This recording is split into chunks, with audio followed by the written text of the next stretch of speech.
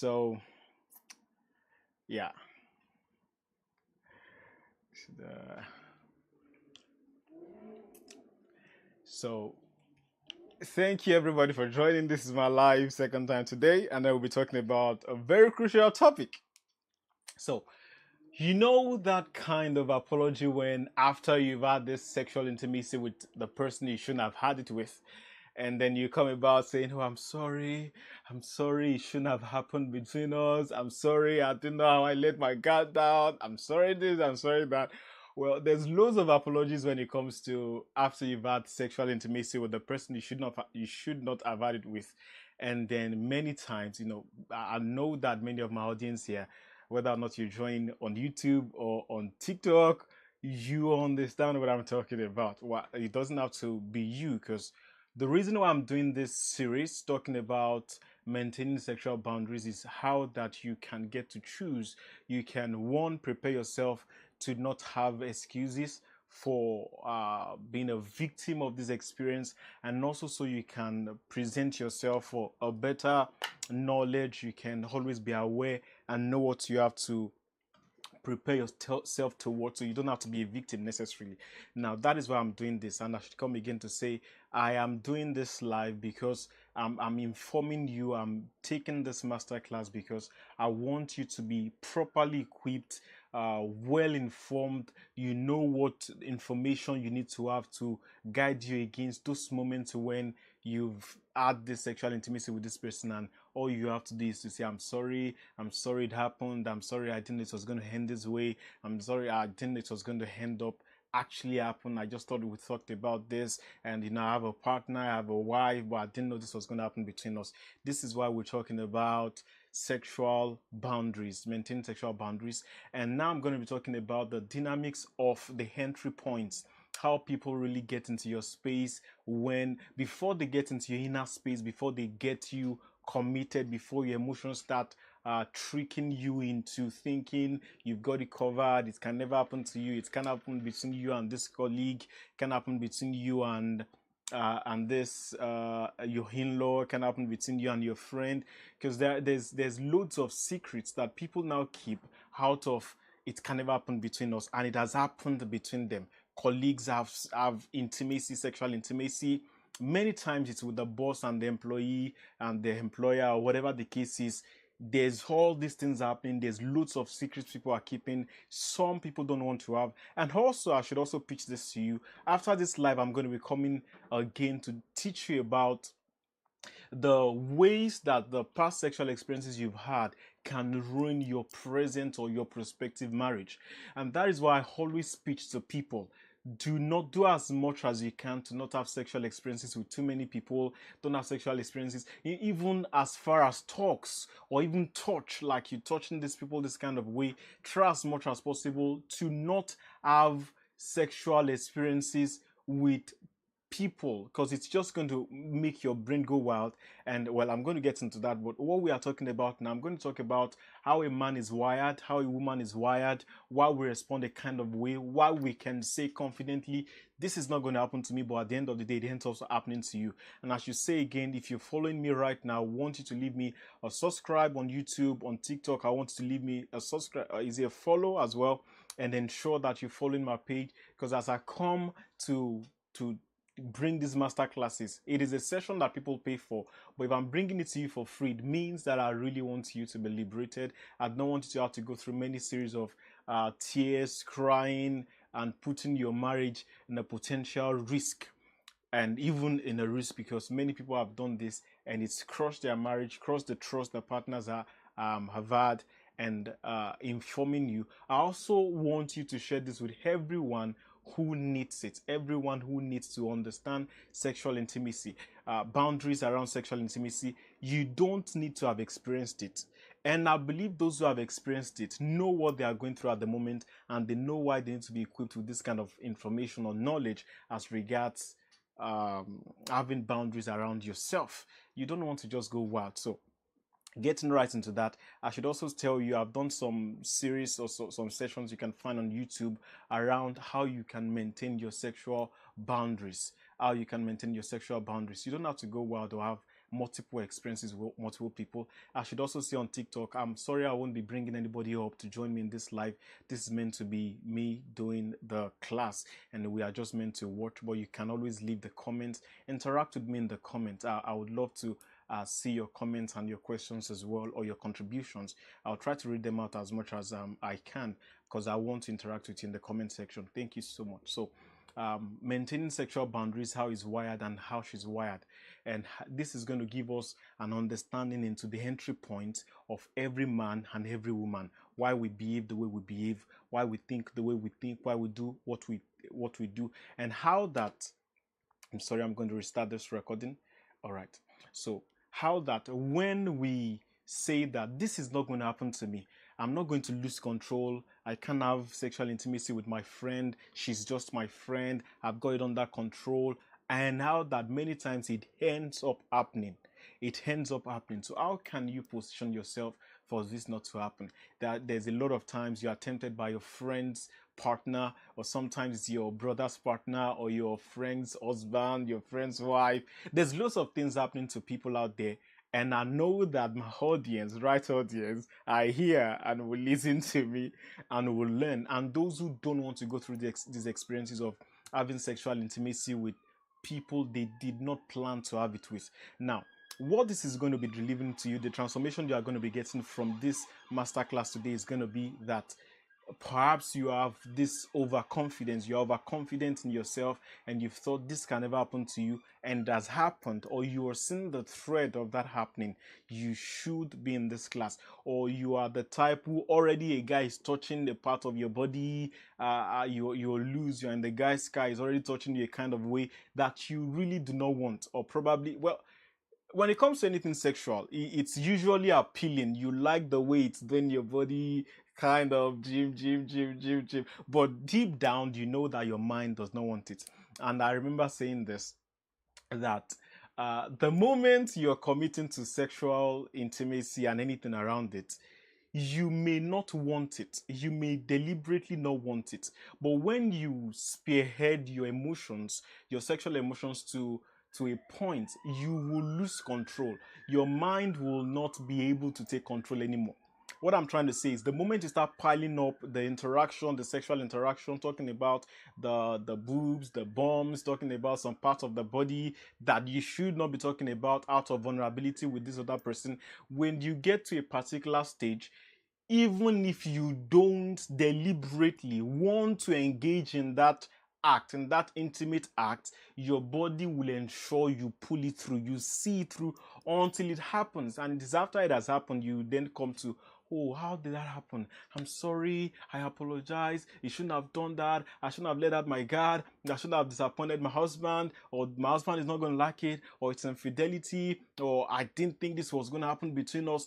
Loads of apologies or loads of discoveries that happens immediately, usually 5 to 7 minutes after the experience. If not into the experience, you feel like, wow, there's all of a sudden this realization that I shouldn't be doing this. But you can prepare yourself and understand why you should, how you can prepare yourself to not get into it in the first place. And like I said, I want you to give me likes and subscribes. I also want you to share this on YouTube, on TikTok, with everybody you know who needs this session. You don't have to mess up your sexual life by having too much sexual experiences. Now, what you have to get from this masterclass is going to favor you for life. I believe so. Now, the premise of this conversation is that manipulation, sexual manipulation, and its in sexual intimacy adapts to wherever it targets. So men and women both have different entry points to you losing your sexual grip, to you losing your sexual firmness and boundary.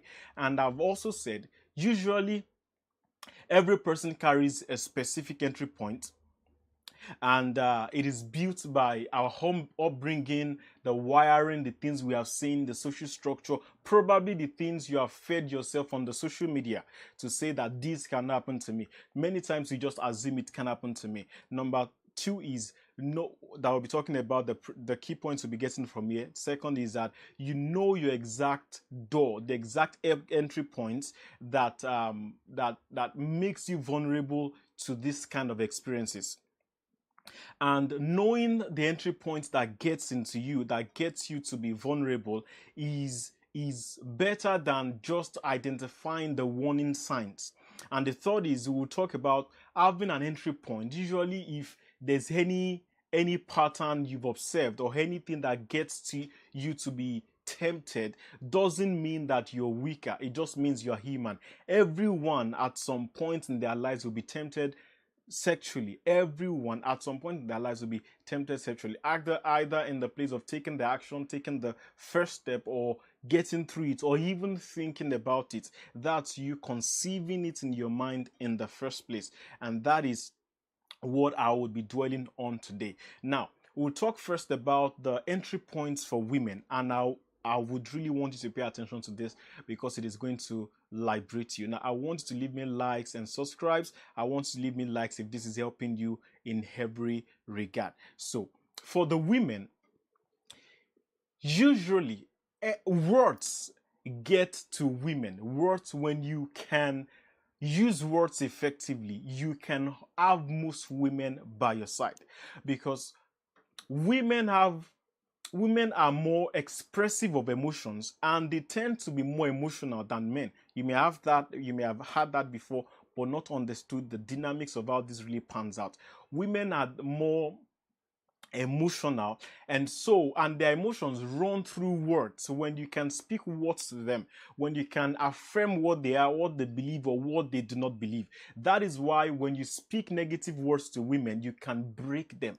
When you speak positive words to women, even though positive, you need to keep saying it. And even if you have said it, they know it. You say you're beautiful. They know they are beautiful, but they still want to keep hearing it. Now, if you are the kind of man who tells a woman you're beautiful, you're exceptional, you're intelligent, you're just different, even if it means that you're lying, even if it means that you don't mean it, women tend to tilt helplessly, tilt towards that aggravated love. Most of the time, women tilt towards that aggravation of of interest and emotional massaging their emotions, and that is one of the important things you have to pay attention to. Now, when you have conversations with women, it fosters emotional connection, it fosters emotional exchange. They easily transact with you, especially when you can get a woman to a place where she feels safe with you.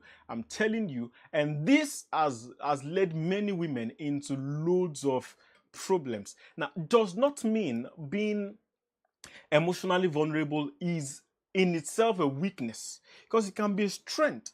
But many times, when we can't deny who we are or how we've been made, but it calls for the need for us to learn how to release our emotions when necessary, or as and when due, to know when to release our emotions to people, for us to pledge our emotions to people. And usually, women who are not self-aware tend to fall in this trap where the moment there's somebody who they can lean on, or who can carry the burden of their emotions, they tend to pour themselves into this person. And before you know it, their emotional their sexual emotions can be tapped into by men who can manipulate them, or maybe even men who don't mean to manipulate, but who also are victims in themselves, and they get into sexual emotions, and then it starts spiraling into it exactly happening, either happening on the phone or happening outside of the phone. So they can lose their boundary that way. Now, we'll talk about men, but we're talking about the women now. So, if you know how to engineer conversations with women, you may be able to manipulate women emotions to your advantage. And that is why I won't say we, I'm not a woman, but women need to be self-aware and know where and who to release their emotions to, and always guard it at all costs. Many times it is challenging for women when they are distressed, when they are frustrated, when they are tired, when they have loads of things going on in their head. Whoever is available may be the next person they start expressing themselves to. even if they really do not mean that. And that's why you find women say, I don't even know why I'm telling you all this. I don't even know why I'm explaining all this to you. I'm sorry. I feel like I'm saying too much to you now. It might be because they are carrying too much loads, and they don't have anybody else who can carry it for them. I want you to leave me likes, and subscribe, and share this with those people you know who need emotional boundaries, who need to be equipped with this knowledge I'm sharing here for free today. Secondly, a gap in appreciation gets filled quickly. Now, I've just said that women naturally want to be reaffirmed. So if you tell a woman today you are beautiful, she wants to hear it tomorrow. She wants to hear it before night. And women will come to you. You've just said you're beautiful this morning, and then she comes to you and say, you don't even appreciate me. And then you feel like, so this gap makes men and women struggle, because women need more affirmation, more you're beautiful, you're awesome. See, I'm telling you, whether or not a woman poses to be emotional or not, they are all, in fact, they are mostly all the same in this regard. Whether they ask you for that, whether they tell you about it, women are mostly like that. And that's a way to them. If you are married, tell your wife things they want to hear. Does not mean you are necessarily lying, or maybe it's a white lie. Tell them you are beautiful, you look stunning. And that's why it's crucial as a man. You need to change your perspective in how you see your partner or whoever you are committed to. Don't just see them like the usual person, because guys or men, you can get used to somebody and you stop seeing some bits or parts of their lives. You see that usually a man and a woman living together in the house, if you check the wardrobe, usually the woman's clothes and clothings and dresses outfit will be multiplied by three at least of the men. So it shows that you need to be deliberate about saying that there's effort that goes into this, and I need to always show up for this woman by saying you're beautiful, you're awesome. You just need, so you can use that to your advantage. But unfortunately, there are men who also use that to the negative advantage of tricking women or manipulating them. But it is not necessarily a weakness. Women only need to present themselves right, or learn, or to be emotionally matured, I would say, because when you enter into the mainstream emotions of a woman, you can channel that into their sexual emotions and get into them, and then manipulate them from there to have sexual intimacies with them. So it can be a pathway. The second is, as talked about, a gap that gets filled quickly. When a woman needs an emotional person to be around, say like a man who is available, a man who shows them love, or who really gives them, maybe not show, who gives them love and shows it, women usually will tilt towards that person. So if you're married, you love your husband, but it's not, the marriage or the relationship has not been spiced up lately, there is a high chance you might start looking for that emotional fulfillment in another man. The sad part here is that as a woman, you may not directly or necessarily say to yourself, I want to start looking for emotional satisfaction in different people. It's just that your neurology, your biology, and your brain wants you to be safe. The first problem of any man is his brain. And I won't get into that today, because I'm saying that because your brain always wants to do what makes you feel better, what makes your body enjoy itself. So even if it means that your brain starts channeling the who else is available or who else is around that I can give these emotions to. And that's why sometimes how a marriage begins to break is not necessarily that the husband is not home. It might just be that the husband is busy and is not being emotionally available for the woman.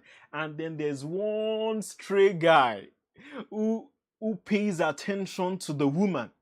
And then the woman is saying, I'm tired, I'm stressed, and it's just there to say, oh wow, sorry you're having to go through this. What do you need to? Even if the man cannot solve the woman's solution, but he's just there to pay attention, to give her the listening ear. There's a high chance the woman is going to start releasing emotions to this man, and it can be a trap for a man to manipulate her into talking, so into some getting into some sexual conversations, and from there hook her up and get into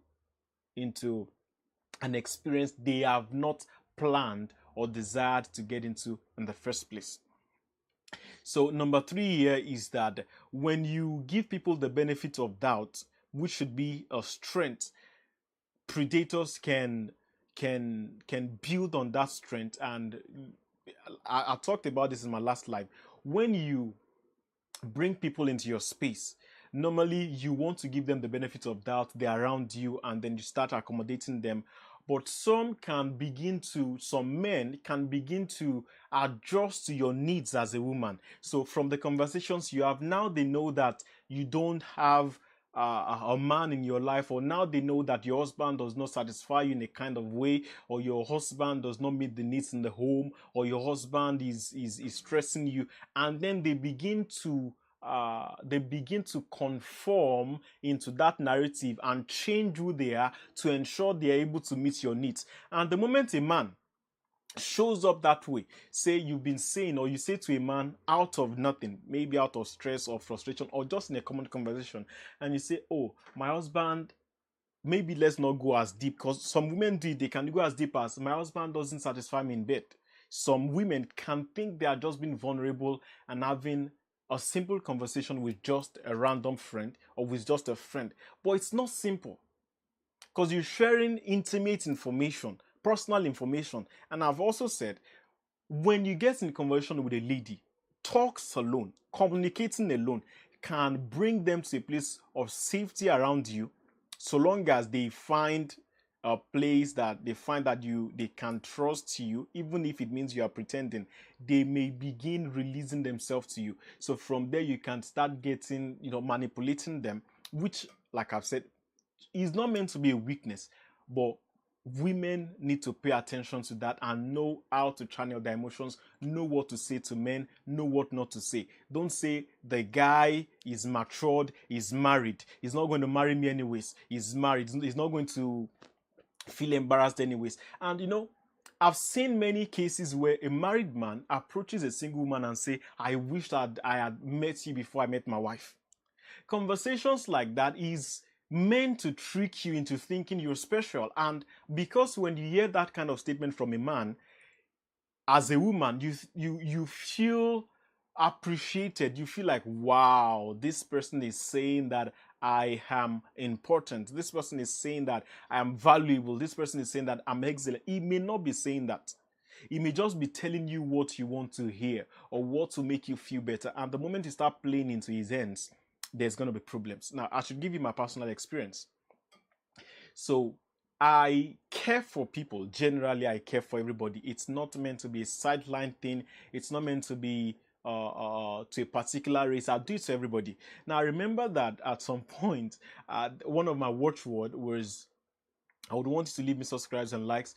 One of my watchword was, after every conversation, because I really care about people and I don't want to do the surface level, how are you, and you say I'm fine. So I want to hear more of, how were you doing? I want you to confide in me. I want you to tell me things. Let me know how I can help you, because I specialize in helping people, even as a coach. So I remember I would say to everybody on the phone after the end of the conversation, I would say, oh, I would want you to have a nice time. I would want you to take care of yourself and have a nice time. And that was just it. I would say it to everybody. And there was this lady who were friends, and I would say after the conversation, I would say, oh, that's lovely. Now I would want you to really take good care of yourself and have a nice time. And fast forward to later, she had thought that I meant a higher level of intimacy. And I remember she said to me, she said, I felt special until I realized you do this to everyone. So what am I trying to say? Women interpret words differently. Interpret words the way, not the way men interpret words. Now, it may not be meant to be a weakness, but every woman needs to be self-aware to know how to interpret every information, so you will not be manipulated by a random man, a stranger, your friend, your in-law, your neighbor. You don't get manipulated by that. Now, these are entry points for women to be manipulated, to be taken advantage of. If you're following, please leave the subscribe now on my page, and follow on every platform you are seeing this. Now, number 4 here is reliability. Most of the time can be mistaken for trustworthiness. Now, men Because we are natural problem solvers. We want to solve problems. We want to help people out. We want to show that we care for people. And also because as a man, it gives you fulfillment that you're doing that. So when you meet a woman, you're trying to show that, oh, do you need help with this? I'm able to help you. But when the woman starts receiving help, she begins to think that she begins to see that reliability for I can trust this person. May not be that you can trust them, may just be that they're available, and a man may not commit his emotions to you because you're available. Women commit emotions to you easily when you are available. So things like fast replies when you're chatting, they reply fast, or they remember details like your birthday, your routine or your itinerary, or constant availability. They are always in your corner. When you have these people in this regard, you begin to think you can trust them. But men being available in your life does not mean they deserve your trust. And because when they're available, you talk with them, they tell you, I'm concerned about you, I just want you to be fine, what do you want me to do about it? Sometimes even some men will be nice enough to send you money. It may read, or it reads to women as proof of character, but it's just a strategy sometimes that can be manipulated to mean that, or to show that they are devoted to you and manipulate you. Now, so for the women, the entry points for women when it comes to being manipulated, or when it comes to boundaries, so maybe manipulation on the part of the predator, or maintaining your boundary in the place of self-awareness. You understand women can be emotional, and they tend to have vulnerable conversations when they feel safe, they feel hard, when they trust this person. Now, women don't think, oh, I trust this guy now, I can start talking to him. They don't think like that. They just flow along in the play. They just flow along in the play. And that is why many of them can just read the room and play the victim, or can be victims of men who are predators, or even some men who may not mean to manipulate them but now sees an opportunity to do that. So also, secondly, I talked about vulnerable conversations usually speeds up bonding. When they talk, they are vulnerable. You talk about what is going on in your home, or say a man is asking you, what is the color of your body in this part of your, do you have stretch marks in your body? Do you how many minutes do you take in the bathroom? Conversations that look innocent, when you start playing into it, it can lead to you being manipulated. And I can say for a fact that men are quite tricky. Men, well, women do it, but I'm saying this because I'm addressing the women at this point. Men are quite tricky when it comes to manipulating words to guilt trip a woman, or to get into a woman's space. And that is why they can pretend. A man can tell you, oh, I love you, when he doesn't really love you, but he knows that that is what you want to hear. Just yesterday I was in a session where one of the attendees, or the partners, was saying how that a guy had conducted the wedding ceremony for this lady, and well, the marriage broke in a week. Oh, I'm sorry. I'm sorry. I'm not taking anyone up at this moment. I'm so sorry. I'm not doing that at this moment. Just leave me a like and you can stick up. Maybe and give me a subscribe. So when I come live later, you can always join the live. I would love to have everybody. I'd love to have everybody. Thank you. So the guy, they had the marriage, and a week, was it a week or a month, the marriage broke, and he said, we are not compatible. Now when the guy was asked, he said, I just had to give her the marriage, or the wedding, because that's what she's wanted. Now men many times can play that game, because this is what the woman needs, and they or wants, and they see it. They can give it even momentarily to achieve whatever they want, or just have peace of mind, even if they don't mean it. So women have to understand that. Doesn't mean you don't have to be yourself and be emotional, but you need to understand that men can disguise to take the shape of your need and present themselves to you in that regard. Now, we'll move to, so I talked about that, talked about grace can become a target. I talked about reliability may also be be mistaken for trustworthiness. Now, how do you know the entry points for a man? Because women are not the only ones who are sexually or intimately manipulated. Women are not the only ones who are tricked into sexual intimacy. Women as well. Because another thing you have to understand is there's this myth around, oh, women don't have as much sexual urge as women.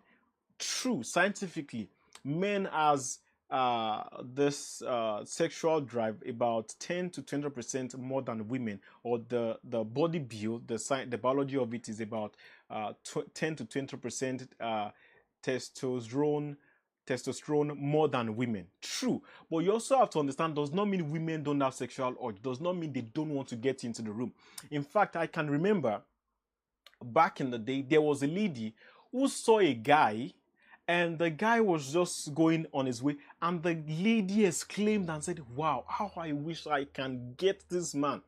So women as well fantasize about men as much as men fantasize about women. We shouldn't underestimate women. We shouldn't think they are extremely weak, or they are that weak. They don't have sexual drive like the men have, or they don't have sexual urges like the men have. We have to understand, which I'll be talking about in my next live, how that part of the reason why women are not free in expressing their sexual urges because of the shame attached to it.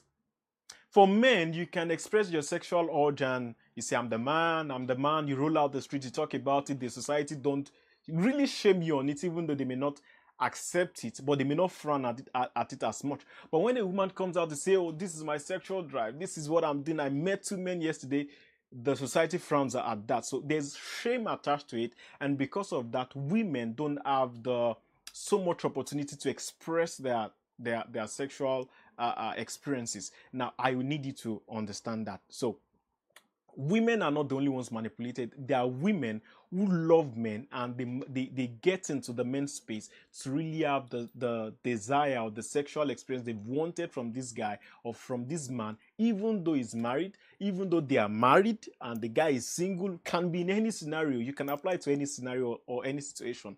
So now I want you to leave me likes and subscribe if you're following that at any point now.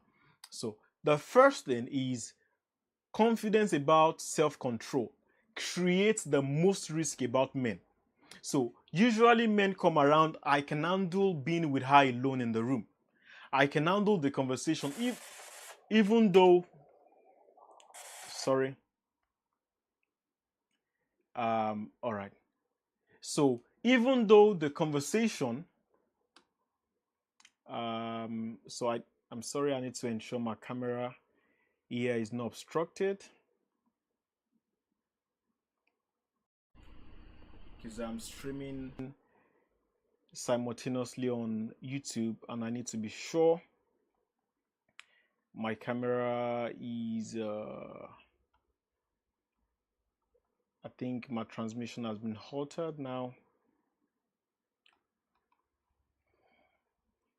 All right.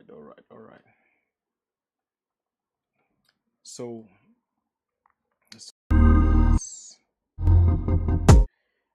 I'm sorry if you're joining on the TikTok. I'll see my transmission. So I'm trying to ensure I still have my camera. All right, yeah, right. All right, and can I have my team troubleshoot if my audio is still clear, and troubleshoot if or confirm for me if my live stream is quite clear and still the same on YouTube. So if you're joining this, I would love that you give me a like and a subscribe on TikTok. I'm ensuring my live stream on YouTube is perfect. All right. Thank you for waiting. Thank you. And I would love to confirm that. Stream on. All right. Yeah. Thank you, everybody. So, a man, I was talking about how that. Thank you. I apologize for that. I just need to be sure my live stream is, because I'm live streaming on multiple platforms. Thank you for waiting on me. You can leave me like, subscribe, and follow on YouTube and on TikTok. So we'll be going live soon on every platform simultaneously, Facebook and Instagram, but we are working on that with my team. And you can always, I should also mention, you can always have a free session with me once a week, and that is subject to availability. You just have to let your interest known. Send it to my email, thesheyi or tsheyi or in any of our DMs. My team is going to reach out to you and let you know how best you can. If you can get a free session, or you're going to wait for the next week, or we schedule you for any time in the month. If you have any issues around your relationships, your business, I'm here to mentor you all through the time. So there's one free coaching session per week that we just give anybody who needs the opportunity. So I talked about confidence, about self-control creates more risk for men. So I can handle it. Even when a man starts feeling aroused, he still thinks that he can control his sexual urge. And as much as the man has that overconfidence level, he may end up messing up. He may end up, usually most men who are overconfident, because you understand, as much as you talk about sexual conversation, you have sexual conversations with this lady, there's proximity that is breeding. When opportunity presents itself, or you've been building this momentum, the experience is going to happen in the long run, whether or not it's physical or it's on the phone. When you charge your sexual emotions to a level, it is going to express itself, and it is not going to need the consent from your mind. It is just going to spiral, and when it has achieved its deed, what it wants, that is when you say, oh, I'm sorry, how did that happen, I'm sorry, we just had the experience. So you then start apologizing unnecessarily, but you could have stopped this from the start by setting up the boundaries and not even being overconfident. So men can be extremely overconfident. So you find religious settings, they have rules like don't stay in the room with one person with just the opposite sex. And I also mentioned that, when they say my bestie, my bestie, my bestie, most besties have had sexual relationships. I'm not saying all, most besties, maybe not extreme, intense sexual intimacy, but touching here and there, kissing, pecking. The moment you start seeing a guy and a woman hold themselves too close, carry themselves, sometimes they say it's just armless peck on the forehead. It gets worse than that. If we see that in the open, in the secret, there's more happening, or there's a chance that there's more happening. If you're saying it's your bestie, but you are having this level of intimacy, please leave me a like and share this with those who need it. So the second is desirability.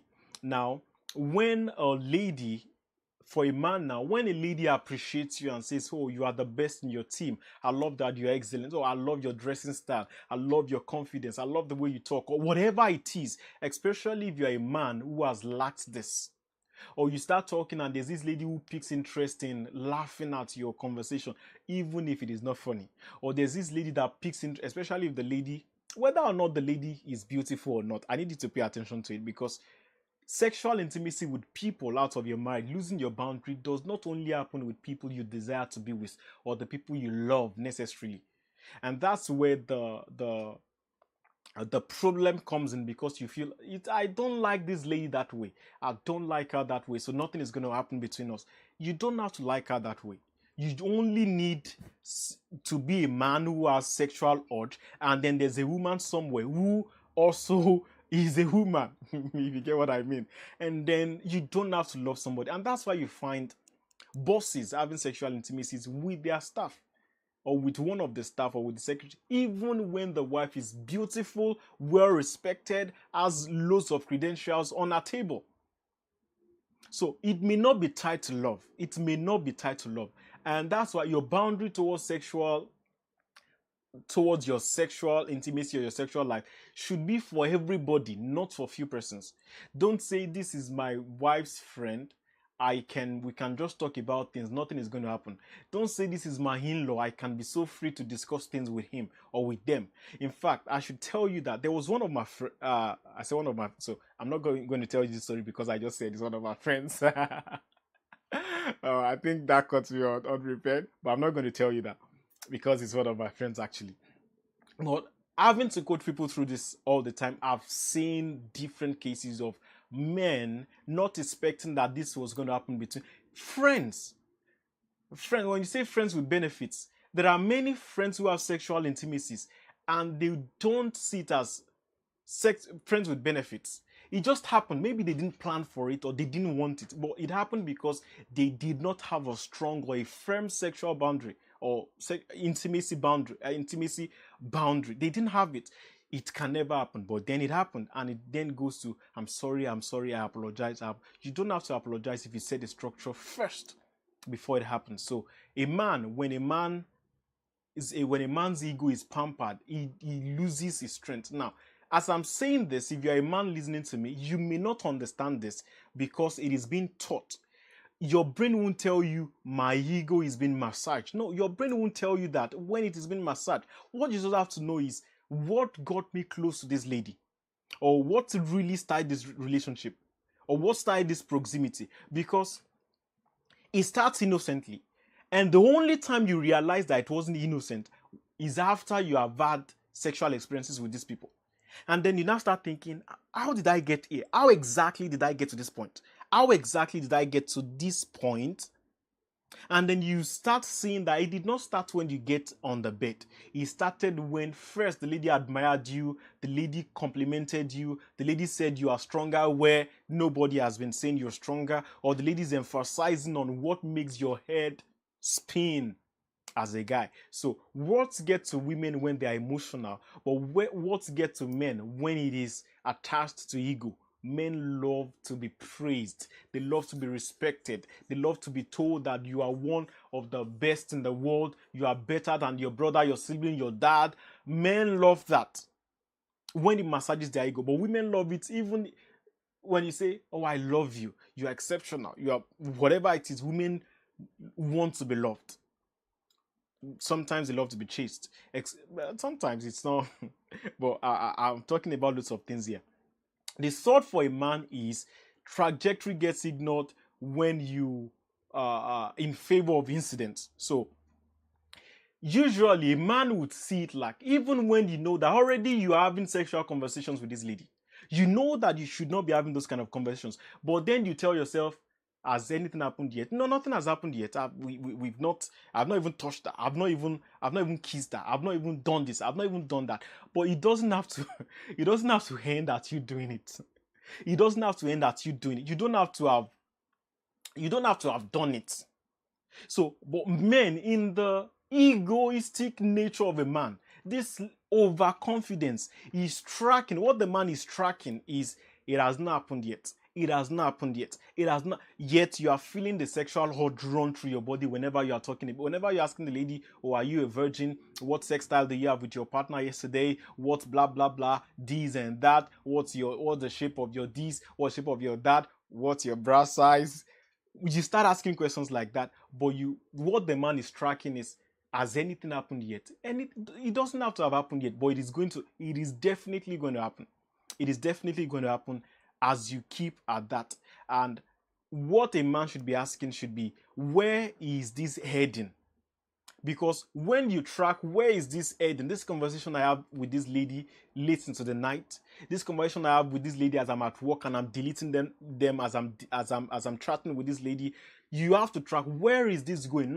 Nothing has anything happened yet, because the next time you will be aware will be after it has happened. That said, naming the problem.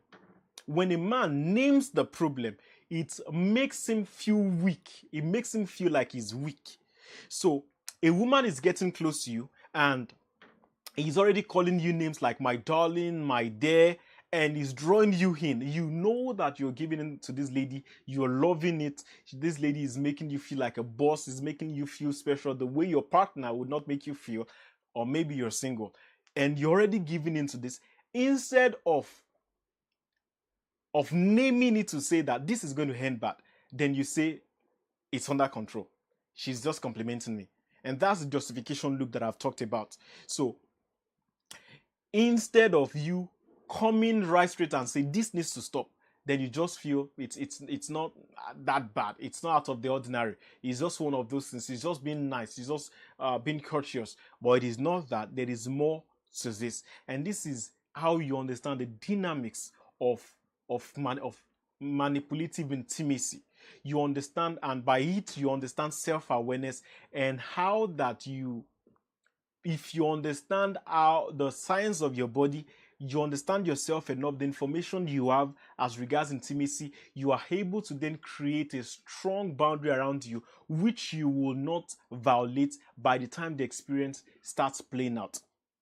By the time the experience starts playing out. Now, why am I saying this? Because the temptation that besets people, that makes them fall in the face of, that makes them reduce their boundary and have sexual intimacy with random people, people they would not have expected. In fact, you find people have intimacy with people they would never have imagined would have been the person, because at some point you've had this enough sexual drive that has piled up, and is just a trigger, like a gun waiting to shoot, and there's this person that presents opportunity, and then you shoot, and then it happens, and then you feel, how on earth did I do that? How on earth did I experience that? How on earth did I give myself into that? But then it has already happened. And in some cases, in the place of manipulation, there are those who manipulate you, have sexual intimacy with you, have tapes of it, and then they start blackmailing you. And aside that, if you're a religious person, you should know that having sexual intimacy doesn't just have to be by you declaring whatever you believe. And if you're a moralist, you know that having to declare yourself, and you also have to know that at the moment, there is less premium or less cost placed on you being chaste, placed on you having dignity for yourself and your body. But for a good majority, and to preserve life, we should know that a man or a woman needs to preserve himself. We shouldn't be like dogs moving around the street. So there's need for sexual intimacy, for sexual boundaries. But if we do not understand what I'm explaining here, we will keep falling for, or people will keep falling for, who they least expect, like your neighbor next door. Having SCX, intimacy with your neighbor next door, with the colleague you drive to work or you take to work, or with a friend you have coffee together, with a stranger you've met one time, because you have not prepared yourself enough, or been informed for every temptation that's going to come your way. Because every man and woman at some point is going to be tempted sexually. Whether or not it is direct, like somebody's coming to you to say, can we have this experience? You are going to have moments where you fantasize, you start thinking about this nice, beautiful lady around your house, you start imagining them in your brain, and you start wishing, or sometimes it is your brother's wife, your brother's husband, or your sister's, I say your brother's husband, your brother's wife, your brother's wife, or your sister's husband. I'm sorry I said that. I'm sorry I said that. I mean the opposite sex now. Or it is your neighbor or your friend's wife or your friend's husband that you start desiring for. It starts first. Many times, the picture starts in the brain. You start imagining things. Sometimes, and I love to say this, if there's anybody who watches pornography or anybody who is caught in pornography, most often than not, you can fact check this anyway. Usually, maybe not go on the internet. If anybody can be open enough to tell you that they watch pornography or they watch rated 18 content, whether or not it's actual pornography or they fantasize in their heads, ask them. You will discover that usually most of them have a picture of somebody around them that they admire, that they fix into the picture of whoever they are fantasizing with. Either it's somebody they actively know, a neighbor, a friend, a colleague, or somebody like a model, like sometimes maybe Beyonce. If they watch them enough, they feel like, I love this lady, and they start imagining things. I want you to leave me likes and subscribe as you're watching this, because I believe this is helping you. And now, I've mentioned and I've said the entry points for both the man and the woman, which I'll run through again. I mentioned the woman, or women are usually more emotional, and an entry point to get them to be sexually intimate may be through conversations. You bond with them through conversations, you make them feel safe. Now, I'm not pitching us or explaining this or teaching this so you can go ahead and manipulate women. On the other hand, discussing this and teaching this so women can be self-aware and know. But the sad part is I can't censor this. I can't say you shouldn't hear this, but I need the women to hear this. I need the women to hear this, that men can come through what you love best. They can come through your emotions for generic things, your mainstream emotion, to get through into your sexual emotion. And I've also mentioned that you should always watch out for conversations like, what is your do you have stretch marks on your body? Always watch out for conversations like, what is your what size of your of clothes do you wear that covers your chest or your boobs? What's your trouser? When they start complimenting some part of your body that is unwarranted, that is not necessary. And usually women just play along and say, oh no, we shouldn't talk about that. You should not say we shouldn't talk about that, because men will always if a man has gone to ask you that kind of question, even if he stops in that conversation, he's going to bring it up again. And also because he has sown a seed of the entrance of the word in you, you will take it lightly the next time and allow him in the next time he's asking those kind of questions. So when a man is saying, what's your bra size? Where do you have stretch mark on your body? What does your bum look like? What sex position do you like? Or what SCX position? I'm sorry, I'm using some words now I'm trying to refrain from. I just can't help it, because these are more like private sessions I'm bringing to the live, and I hope it really helps you. So when it's asking for, are you a virgin? Have you had this sexual experience before? You have to watch out. You really have to watch out and not further those kind of conversations. You have to put a peg on it and sever, not just a conversation, you sever the relationship, because a man, even if he says, I'm not going to ask you that kind of question again, he's going to ask you. He's going to ask you. I'm telling you, every man who has initiated that, what do you look like, is trying to get into your sexual life, is going to still ask you the same questions in another way again, because he knows that you can always get at it. And I've also mentioned, the moment a man is asking you some questions that are quite intimate and you are telling the guy, I'm sorry, we shouldn't get into this, most men, or maybe a woman, so everybody does this, but I would say that in this regard, I'm talking about the woman being the one manipulated here, being the victim here. Most men will flip the conversation around and turn it against you. They will guilt trip you in simple sense. Guilt tripping by telling you, actually, if you didn't want to say it, I wasn't saying you have to say it. I'm just trying to say that I'm honest with you, and I'm expecting you to be honest with me as well. There's nothing out of the ordinary in this conversation. It's not like we're even together in the first place. I'm even married in the first place. I just want to know for conversation purposes. He doesn't want to know for any conversation purposes. He wants to get your emotions entangled with his. If he wants to know for knowledge purposes, let him go and ask AI. Claude is there. It will give him, men ask people, humans, they guilt trip you. The moment you say, this is my boundary, then they say, it's not like I don't have boundaries too. I'm just trying to be honest with you. At least I've had conversations with you. It's not like I've asked this before. I'm just innocent. They try to guilt trip you. You don't have to fall for that. Please leave me likes and subscribes as you're watching this. Leave me likes and subscribes as you're watching this on YouTube and on TikTok. I love my TikTok guys. Please leave me the likes and the subscribe on YouTube. Leave me the likes and share this with everybody you know who should be listening. People do not have strong sexual boundaries around them, and it makes them victims. We don't have to be victims.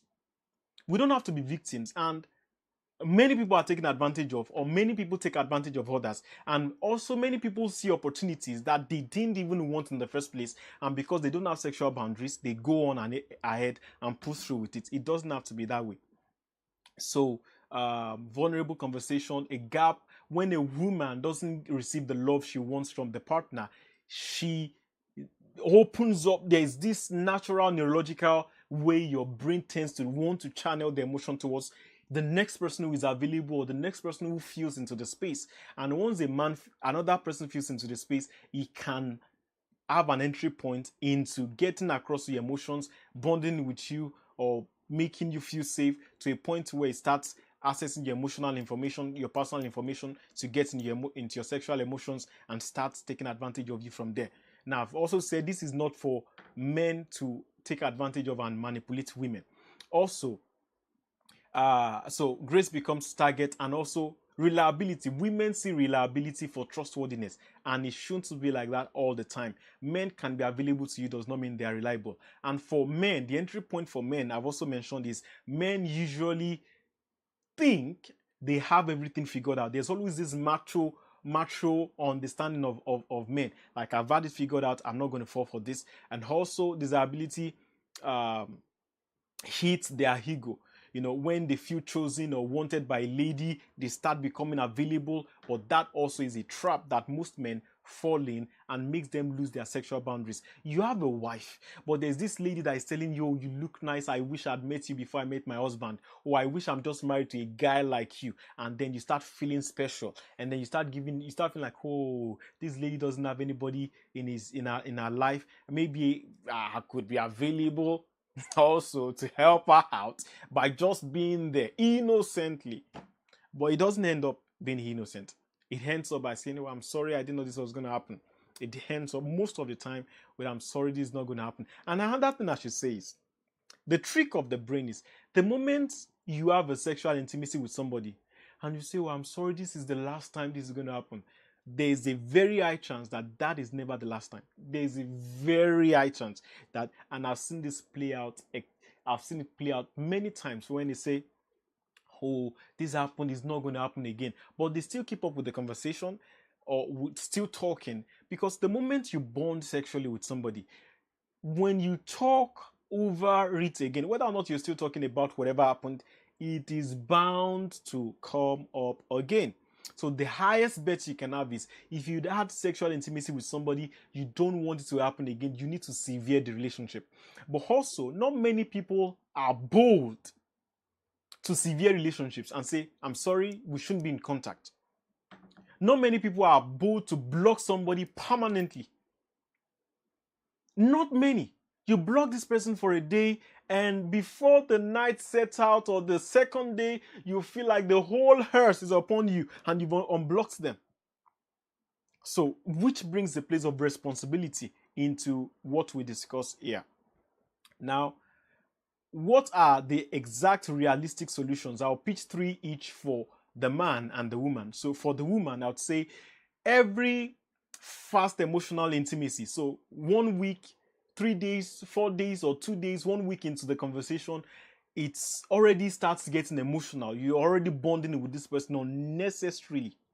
You have a husband, you're speaking with somebody outside who is available for you emotionally. Don't say it's innocent. Don't massage it. Don't cook it. You can tell that your body is already portioning a part, is reserving a part of you for this other person already. So don't say it's innocent.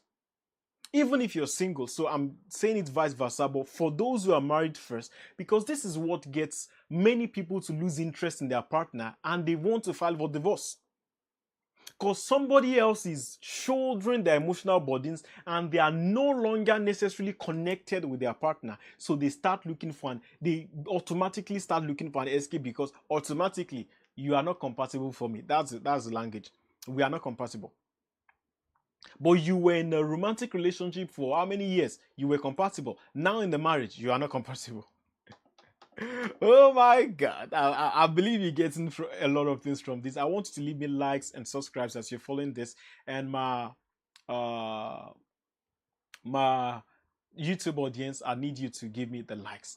So the subscribe, I would say, and share with everybody you know who should be listening to this.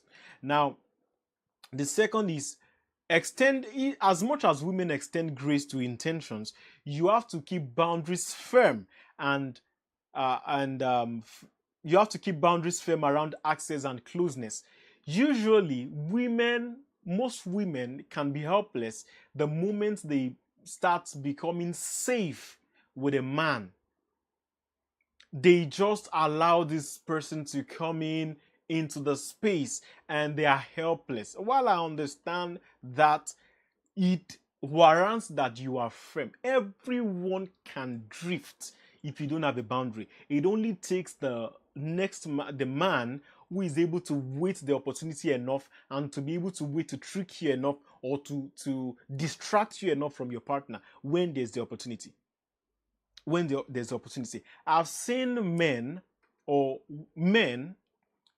Now I'm talking about women. So it applies to both, who keep friends that nurture or who nurture some kind of emotional conversations outside of their relationship, outside of their marital commitments. And they assume it is innocent.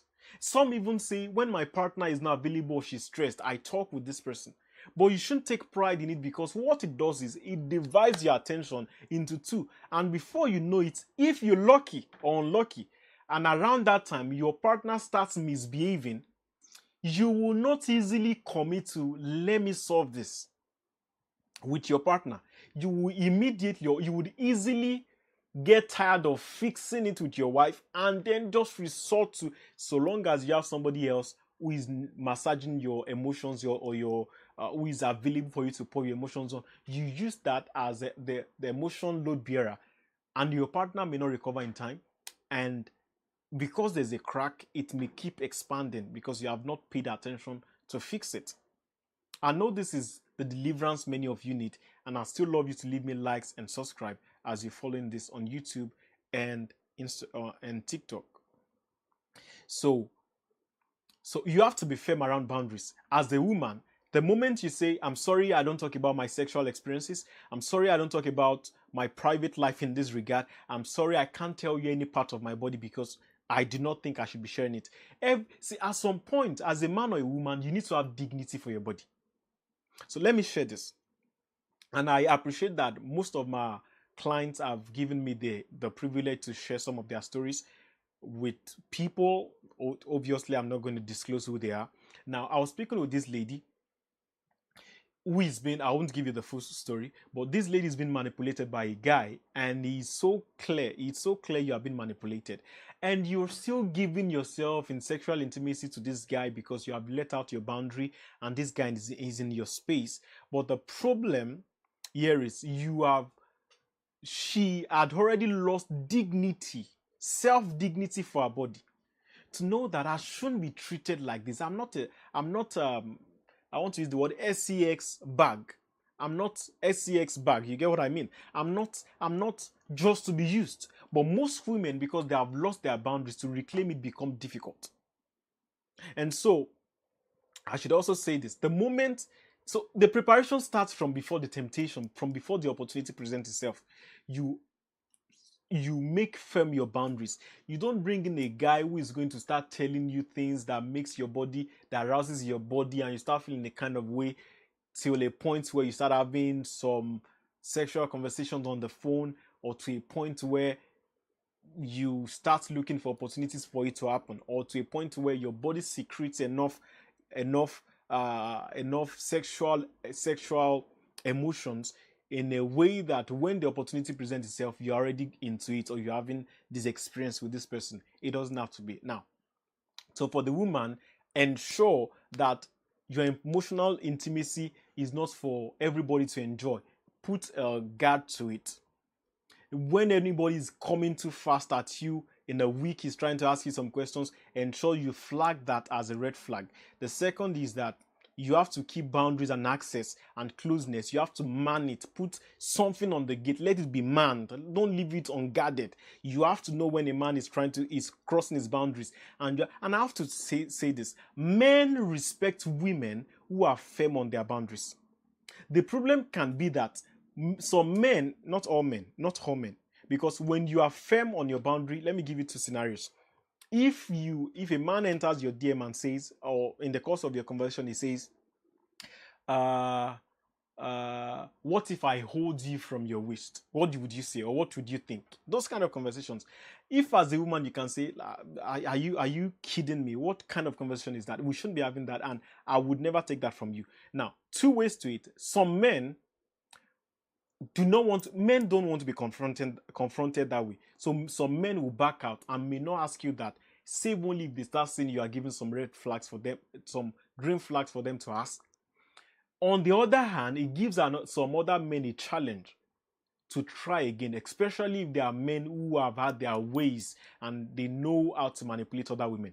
They will rephrase the question other ways, other times, or try to bait you to be more emotionally loose with them, and then ask you the questions you would not answer them. So the third is that ask who benefits when the affirmation shows up right on cue. The moment a man is already telling you, oh, you look nice, I love your body structure. I've also mentioned that when a man compliments you, it's easier to not take the compliment yourself. So, for example, if a man says, wow, you look so smart. As a woman, if you're married, the easiest way to help yourself and the other guy is to say, oh, myself and my husband, we've been working on this for a long time. So put your husband in the shoe. Confront the man with the fact that there's someone else involved in your well-being. There's someone else involved in how well you feel. Please leave me likes as you're watching this. Leave me likes as you're watching this. Thank you. Now, for the man, build the plan around avoiding the room. Skip the plan that relies on managing it once inside.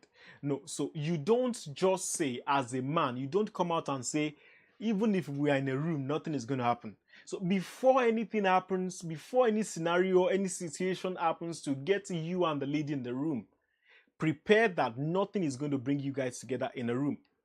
I'll mention this. So there's one of my clients. So actually, it's one of my mentees, and he has had this lack of sexual boundary with this lady for a while, and then he was going to reaffirm his sexual boundary and say, this is not going to keep happening, this is not going to happen, because we're not going to get married, so we shouldn't be having this experience. And I remember one of the things that happened was, which we had as actionable steps, is don't ever be in the same room with this person. Even if sometimes there are people around, try to avoid this other person as much as possible. And I remember him saying this other person will still try to invade his privacy by coming to his home alone and other scenarios like that.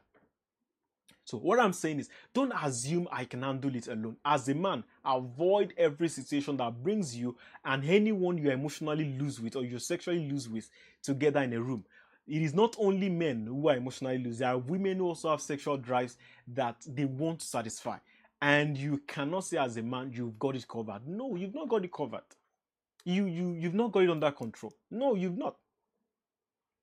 So the second is you have to track direction. Always ask where whatever you are engaging in leads. Always ask where it leads before it happens. Don't say it has not happened yet. I have not touched that yet. We have not even kissed. We just hug. We have not even done more than that. Even when I kissed that, nothing even happened. Nothing happened.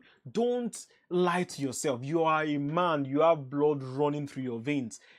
You are a man. You are a man. You are a man. You are human, I should say. Maybe not a man. You are human. You have blood running through your veins. Don't just leave it to it has not happened yet. It will happen if it has not happened yet. I would also say that I won't get into that. I'll get into that in my next live. I was going to talk about how that it is important that you reduce the level of sexual experiences you have so you don't put your marriage or your eventual prospective commitment to a partner, you don't put it in jeopardy. Because the more people you have experiences with, the more experience you have with people, the more problems you might have in your marriage. It is not trying to sweet tongue you. It is a fact that the moment you have sexual experiences outside of marriage, when you get married, there's lots of things you want to try out with your partner, and there are times you miss those experiences and they mess up with your head. They are flashes. You are just with your partner, say your partner touched you a kind of way, and then it brings the memory you've had with somebody in the past, and you start imagining them.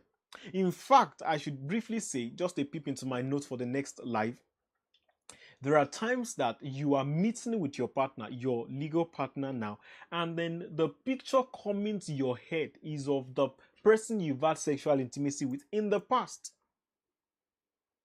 I remember telling somebody this. I told him, I said, which is what I teach my community. Don't have sexual experience. Have dignity for your body. And the reason, one of the major reasons why, aside that, personally, I have the religious understanding of this. I'm a Christian. I'm a born-again Christian. Aside that, I have the moral standard to it. Aside that, I believe we can better preserve the world by having self-dignity. We shouldn't just be mating around like animals without clothes on.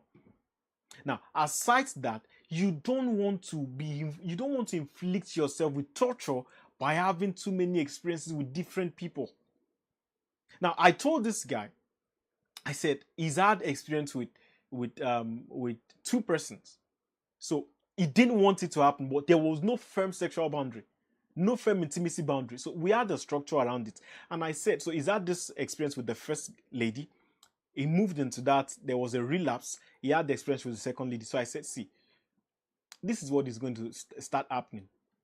If you have this experience with this lady and with another lady, as you move into, sorry, as you move into another lady, or as you say now you get married or you move into another lady, the moment you are having sexual intimacy with them, the the pictures of the people you've had intimacy in the past will start messing up with your brain. You may start imagining they are the ones you're having intimacy with, sexual intimacy with. You may start imagining, you may start fantasizing, start picturing them. You may be driving, or sometimes, say your partner is not available to fulfill your sexual needs, and you feel your heart preying on you in a kind of way. The pictures start playing in their head, because also you have your partner at hand.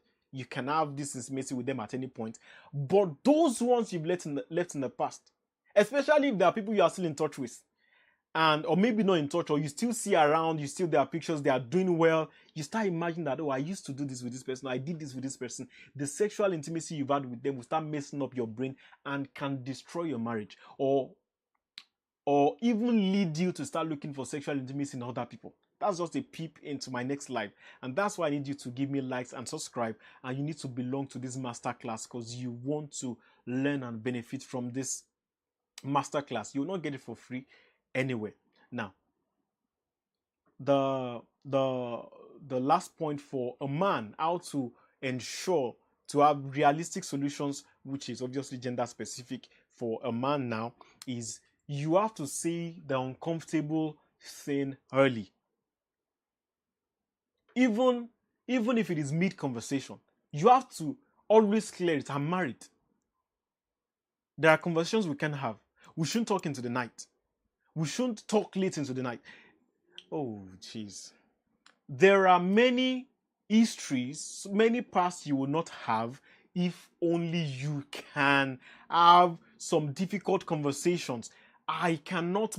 You shouldn't be asking me what my sexual experience with my wife is. You should not be asking me.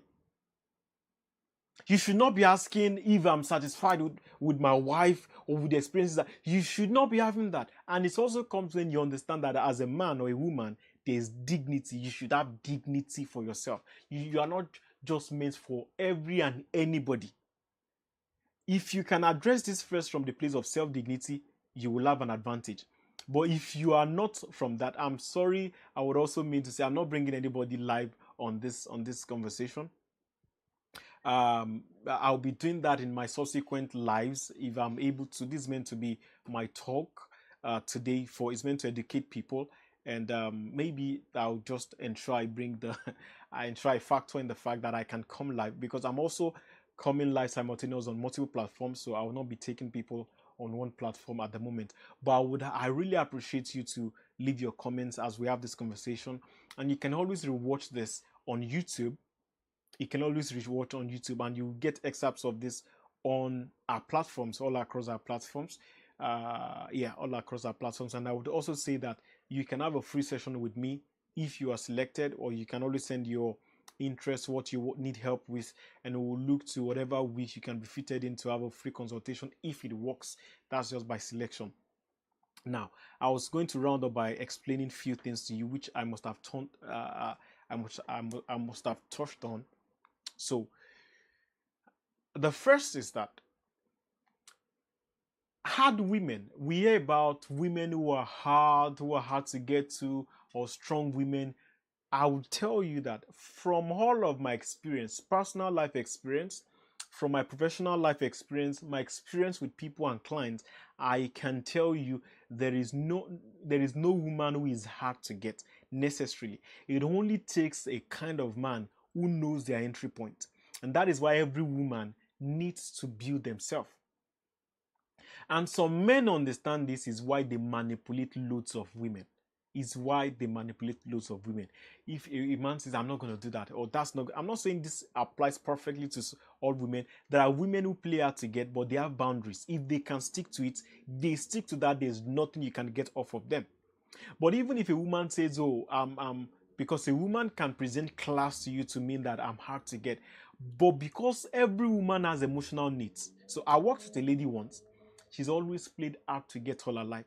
I remember when she was faced with some life struggles, she came clean and said, see, I've tried over the years to play this hard game like I'm strong and this, but I can tell you I am not strong. I'm just trying to put up my best. Now, does not mean men do not cry. I've not said men don't cry. Men cry. But also there's a science to why women tend to cry more. Not only because they're emotional, but there's a science around it. There's the social understanding of it. There's the biology of it. So, and there's the social biology. There's the psychological part of it as well. So it does not make women weaker. It just affirms their specialty in their build, in their makeup. Women are special, and I give it to them. Women are special. I give it to women. They are special. But part of their strength can also pose to be a weakness, and we need to ensure we understand that. So hard women are not hard. Every woman always has an entry point. In the same way, men have their entry point as well. The second is most women, and this is what you may not hear anywhere, and it is for women to understand how to be self-aware, not for, I'm not saying this so men can prey on the women, is that most women cannot help themselves in the face of value and excellence. The moment a guy brings value and excellence, most women lose, or they not lose, I won't use the word lose, I'll use, they tend to have their emotions released to this person because he has value and excellence. Women love value and excellence, and also because sometimes some women see that value and excellence as what they want to associate themselves with, and it makes them tilt towards this person, whether or not they agree directly with it or not. And every one of us, we have our entry point. So it doesn't make them weak. It does not make them weak. Women are not meant to be Avengers, Superman, or they're all Wonder Woman. Even Wonder Woman in Wonder Woman falls in love. So you understand that it doesn't mean they should be stones and not be able to express. It's just what women are. Also, I've explained this, and I'll say this again as I have in some of my bullet points here. When you can be expressive, women they tend to fall for that, but it's not meant for men to take advantage of. Women only need to ensure they have guards, they man their gates. Even when a man is appreciating you, is commending you, how far is too far. Have all of those in mind. And this is why it happens more to women than to men, for when there's the assumption that this guy is in love with me when he's just a friend. When he's just a friend. I felt special until I realized you do this to everybody. Has been many women's experiences when they feel loved by a guy who loves many other ladies, but because he's pledging himself to you, you fall the victim of that. Now, um, so another is a woman can lose her allegiance to a man when when our identity is not constantly reaffirmed. Now, this is meant to be a strength, just that some men know how to manipulate it. And for anybody who is in a committed relationship, the best you can do for your partner is to ensure that you reaffirm what they are. You just keep reaffirming you are beautiful, you are strong. You tell a woman yesterday morning you are beautiful, yesterday night you are beautiful. Today she's still asking you, am I beautiful? Yes, you are beautiful. But you don't say, just let me rest. You just have to keep saying it. You just have to keep saying it. You are beautiful. Interestingly, one of the ways to do this is because as a man, you need to also learn to be the right man. Learn to be the man for the woman. Don't say, I can't keep saying this all the time. I know men struggle with that. Like I've said it many times. Why do you find it difficult to just understand? And it happens in many cases with women when a woman wants to lose weight and she's asking you, Am I all right like this? Am I fine like this? And you're saying, yes, you're beautiful like this, you're all right like this. And then she comes the next 2 hours to still ask you, am I beautiful like this? And the guy feels you are beautiful like this. The interesting part is, many times women don't even need you to provide the solution. I've seen it play out. I've seen it play out. They don't need, they just need you to listen and just say, yes, yes, you are beautiful. Yes, yes, you are right like this. Yes, you are the most beautiful in the world. Keep saying it. Use different words. That's also the tip. Use different words. Don't just say you are beautiful all the time. Say you are awesome. You are gorgeous. Oh wow. I didn't know I married such a beautiful man like this. But it also takes an intentional man who is committed to pull this through. Now, a woman's emotion always flows. If you are a man who wants to make a man out of your partner, out of your wife, you may end up losing the woman. Because women are not meant to be like a man who is troubleshooting problems all the times without committing emotions in a place. A man can do many things without committing emotions to it, but a woman invests emotions in things. So if you do not learn how to constantly have your woman's emotions concentrated at you, if you get her bored, you go to this, or you don't even go out. She's stressed, you are stressed, she's busy, you are busy, you don't even spice up things, you don't make her emotions feel seen. She's saying, I miss you, and you're saying, can't you see I'm busy? She's going to be, so she may not, she will not deliberately go out and say, I'm looking for someone else to pour my emotions on. It's just going to happen that when there's a guy who has a listening ear, the moment they get into a conversation 1, 2, 3, 4, 5, 6, 7, 8 times, you're losing already.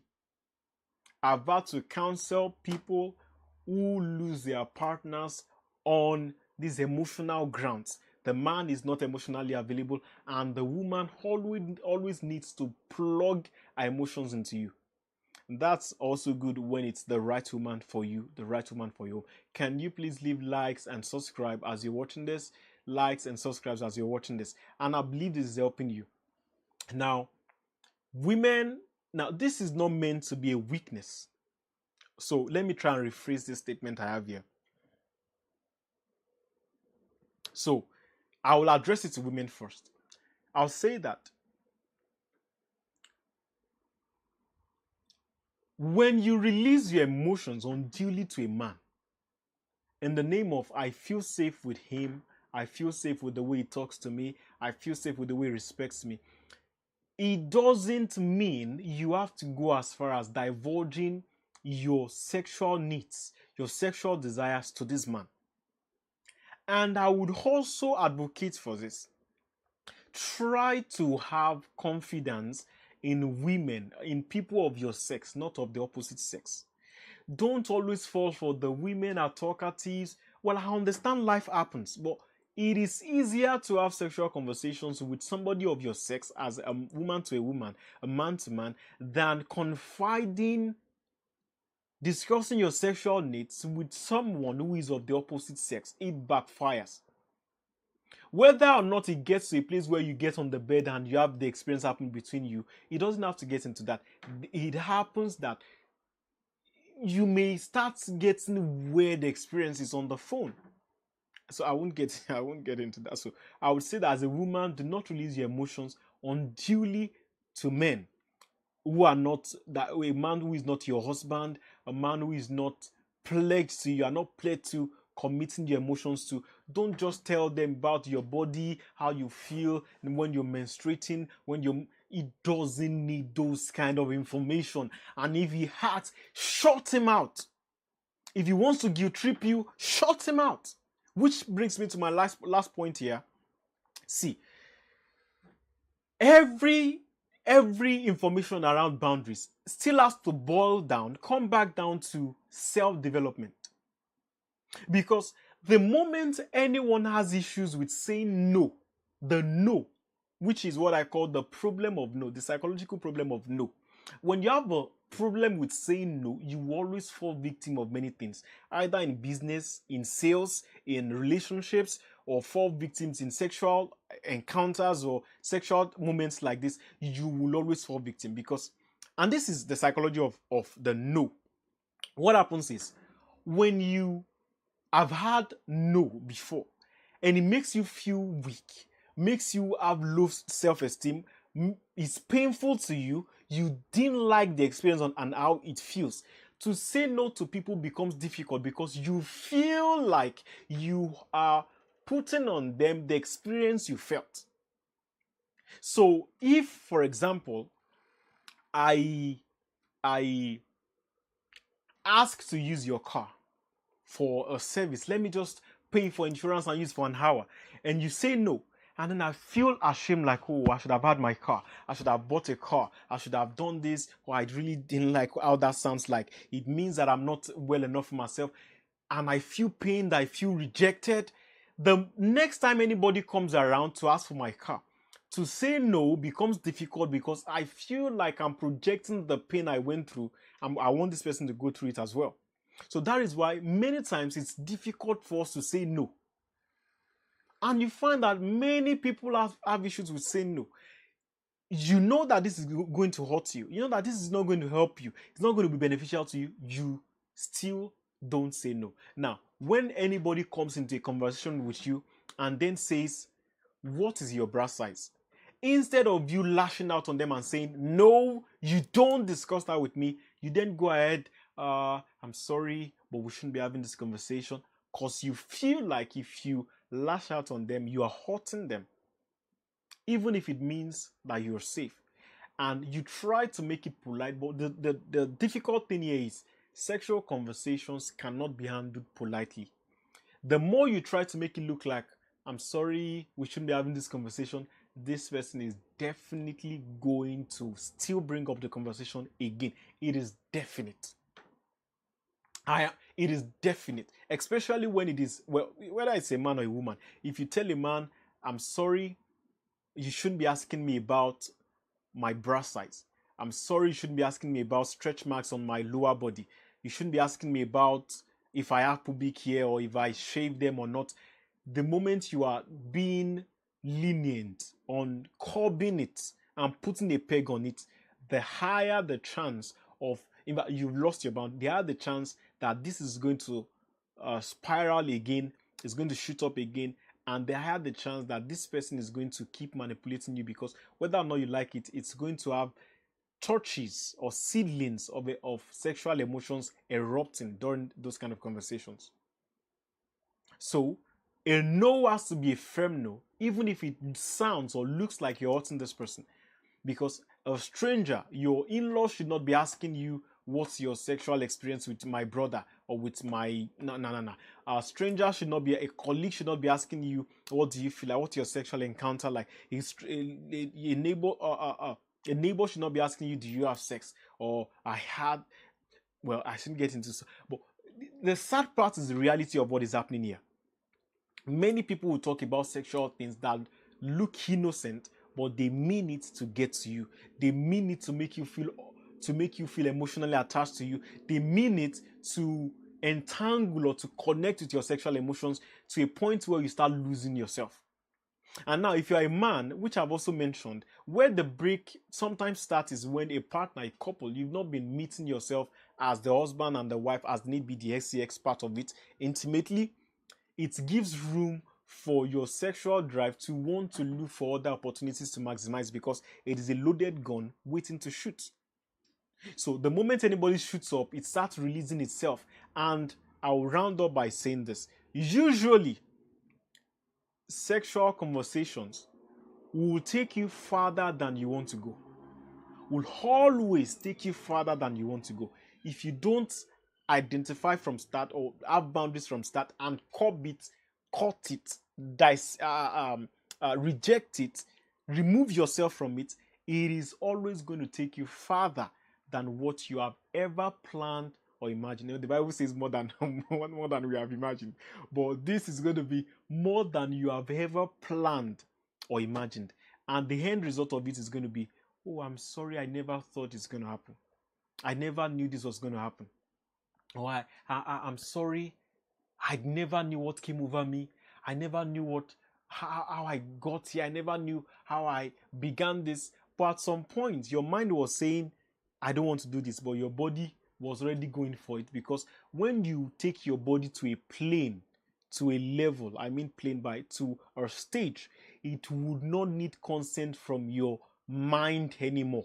It will ensure it sees through that sexual intimacy, and until you finish that process you have set in motion, it will not stop. So your body is telling you, I should not be having this sexual intimacy with this person because I'm married. But your body is not even hearing that, because your sexual urge and appetite has taken over your body already. And even if you are saying, there are people who have sexual intimacy and the words coming out of their mouth is, we shouldn't be doing this, I shouldn't be doing this. But they're having it because they have taken their body, their body, their feelings, their sexual feelings to a plane where it hijacks it from their mind, and they can't stop it. And this may run through days. It doesn't have to mean a conversation. So you've been prepping your body and yourself. You've been having this conversation with this person about sexual intimacy, about sexual things for days, so much so that your body can't even stop. As your mind is saying, don't have it, because it has brought your body into a place where you enjoy it now. You now enjoy it. And because you enjoy it, it's not going to stop. So until your body pulls through, brings the person over, the person into your house, or arranges a place for you to meet the person, and you actually have the sexual experience, your brain is not going to stop until it manifests it.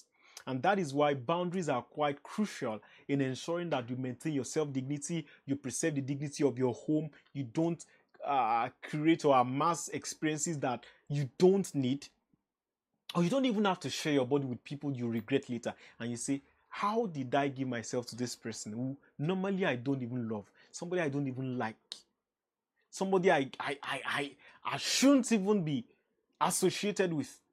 And that is how bad and how far it can get. Also, I should give these examples because they might be things you're experiencing. If you've had sexual experiences with people in the past, don't be in touch with them. Don't say they are just friends, there's nothing between us anymore. Let the relationship just die. Maybe not that you can't be friends, don't have conversations. It's just safe to keep them away. As a man and as a woman, don't be the I too know. I think it's called ITK, I too know kind of person. And these are the ways you can save your life, save yourself, save your marriage, save everything that pertains to your life and your future. Now, I'm sorry I'm not bringing anybody up. I'm really sorry. I'll be doing that in my subsequent videos. Now, I'll be saying that I've been talking for an hour, and this is my second presentation today. So, I should say that I'll be coming live again to discuss how people amass sexual experiences that ends up destroying their relationship. You've had this intimacy with somebody that is acting as a flashback in your brain. The moment your partner touches you a kind of way, it's reminding you of one past that you've had. Or even now, to stay active in your sexual commitment to your partner, you have to imagine the experience you had in the past before it can arouse you, out based off of you have been familiar with your wife, and there's nothing that is projecting you or really arousing you about her anymore or about him anymore, and you need to just imagine some kind of things to be that way. It can be tormenting. So you have to follow me, like my page, like my post, and ensure that you turn on the notification, so as soon as I'm coming on live, you are able to see this notification right in and on time, and you're able to follow me and get equipped. This is a free masterclass. You would not get this for at no cost anywhere. And then I'm going to analyze this on YouTube, on TikTok, while I sign out on YouTube now. Thank you so much for joining. Outro.